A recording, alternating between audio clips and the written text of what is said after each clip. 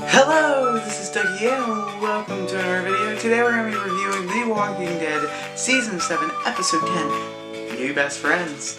So this episode I gave an 8.5 and honestly, by this point after rewatching the episode without commercials and everything, and honestly I should have gave it like a 9 or something, but as my rules say, I cannot change the rating after I do the rating. We're going to start right off from the beginning of the episode. This was an amazing episode, I really liked it. So yeah, new best friends. The first thing we started off with was the stuff at the kingdom with the saviors coming, getting their, weekly or monthly pickup or whatever from the kingdom. And Jared, that's it. Jared and Richard get in a fight with the guns and everything, and then they all start getting into fight with the sticks and stuff, and then Jared takes Morgan's stick and just leaves with it. So Morgan's stick is gone, and that really sucks. And then we get some Richard and Daryl stuff, because Daryl wants the saviors gone, Richard wants the saviors gone. So them two start working together a little bit. Richard gives Daryl a new crossbow, which was pretty awesome. I like that. Daryl tells Richard, he says, if anything ever happens to Carol, he'll kill him, which is, I love that scene. It was pretty good. And then Richard and Daryl fight because Richard still wants to do something that could possibly kill Carol in the process. Richard and Daryl fight. Daryl beats the crap out of him and tells him, it ain't gonna happen. And then we get to the garbage community within the dump and everything in the landfill. We meet this new leader, Jadis, and she seems pretty weird. So there's all these weird people with all these weird names, and it's really hard to remember all of them. And then we get into the Thunderdome with Jadis throwing Rick into the Thunderdome with the Spike Zombie to see if he is really worth it. So Rick is now in the Thunderdome fighting the Spike Zombie, its name is Winslow. Well, it was Winslow. And also a weird name.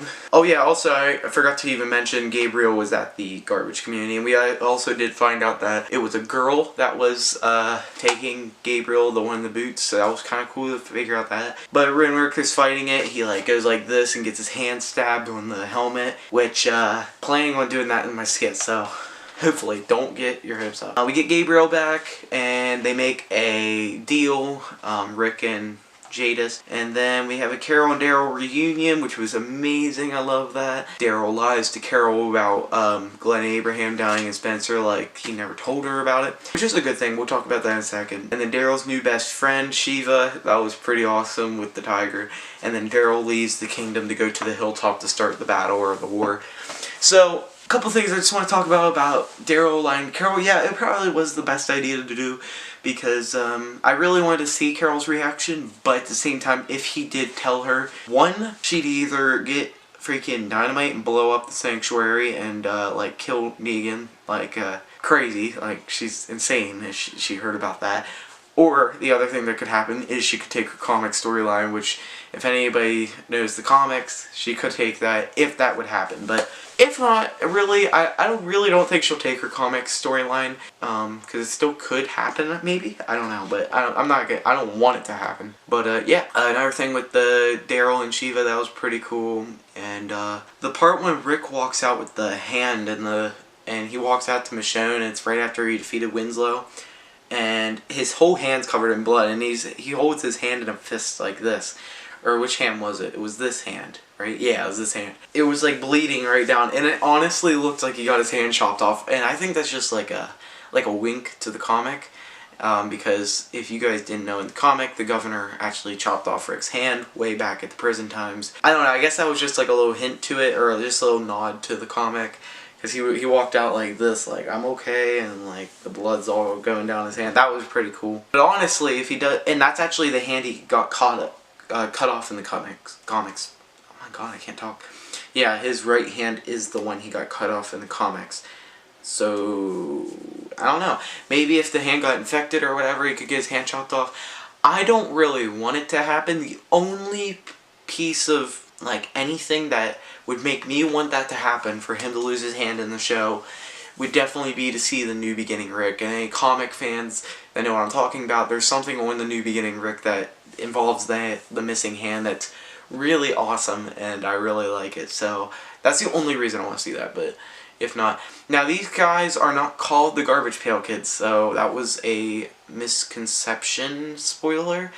And apparently they're called the Scavengers, which are the Scavengers are something actually from the comic, but they were the wolves in the comic.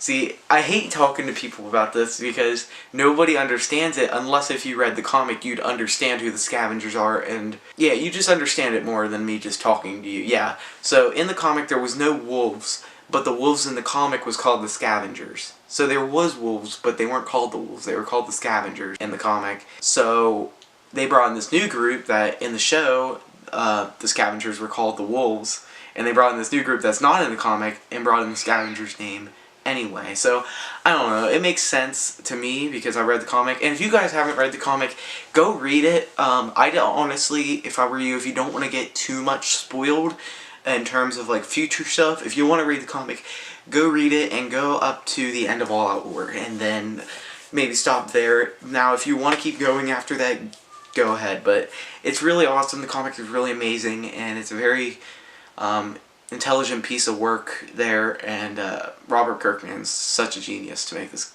show and comic and everything, so pretty awesome. But yeah, I'm very excited to see what happens with the Garbage community, which, did we really get any name for the community? I don't know, put it down in the comments. I know we got a name for the group, which was the Scavengers, so I do want to see what's going to come with these Scavengers and how they're going to affect the storyline, because, you know, we got to see that. And I'm hoping, well, next episode's at the Sanctuary, and I guess it takes place right after Spencer's death with Negan and everything, so it's going to be interesting. But I think it should be a really good episode still, but episode 12, we should be back with Rick, and we should be all caught up in all the storylines so we can have, like, back-to-back, like, crazy stuff. So I can't wait to get through to the finale. The finale, I heard, is going to be insane. But anyway, thank you guys for watching this review and recap. And yeah, thank you guys for watching. Leave a like down below. Subscribe to Quick Plays if you do. And I will see you all next time. Good.